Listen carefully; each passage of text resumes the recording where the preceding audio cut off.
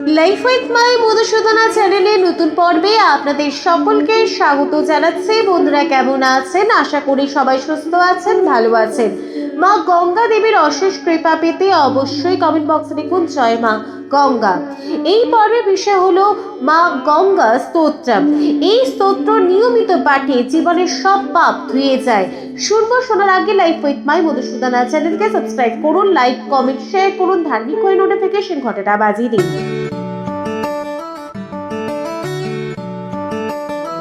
गंगा स्तोत्रम।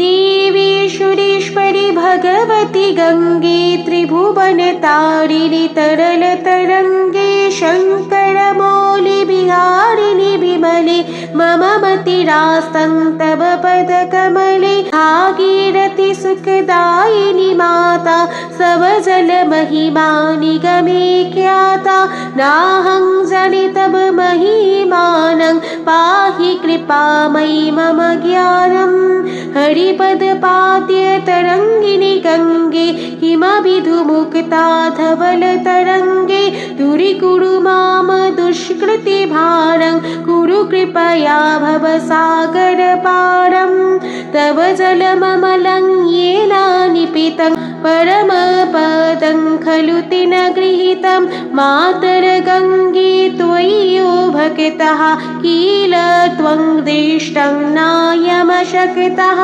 पतितोद्धारिणि जाह्नवी गंगे खंडित गिरिवर मंडित वंगे भीष्मजननी हे मुनिवरकन्ये पतित निवारिणि त्रिभुवन धन्ये कल्पोत्तामिव फलदाङ्गलोके प्रणमित यस्तं नापतित शोके पारापार विहारिणि गंगे विमुखयो व्यतिकृत तरल प्रांगे तव चिन्मात स्तोत्र नास्त पुनरपि जठरेषोऽपि न जाता नरक निवारिणि जाह्नवी गंगे कुलुष विनाशिनि महिमोत्तुंगे पुनरोसदंगे पुण्यतरंगे जय जय जाह्नवी करुणापांगे इंद्रमुकुटमणिराजित चरणे सुखदे शुभदे भृत्य शरणे रोगं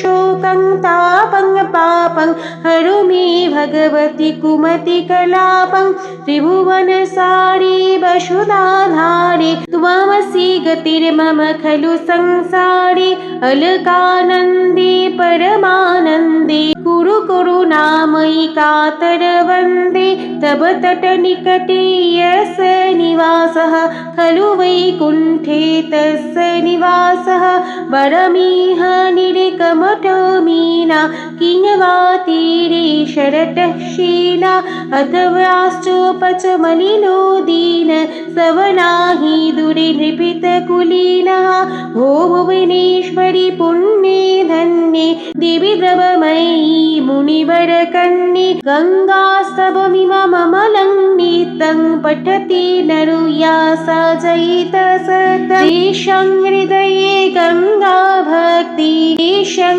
भवति सदा सुखमुक्ति मधुरा कान्ता पञ्जटिकाभि परमानन्दकलितललिताभि गङ्गास्तोत्रं मीदं भवसागर वाञ्छितफलदं विमलं सारं शङ्करसेवक शङ्कररचितं पठति सुखी तव यति च समाप्तम्।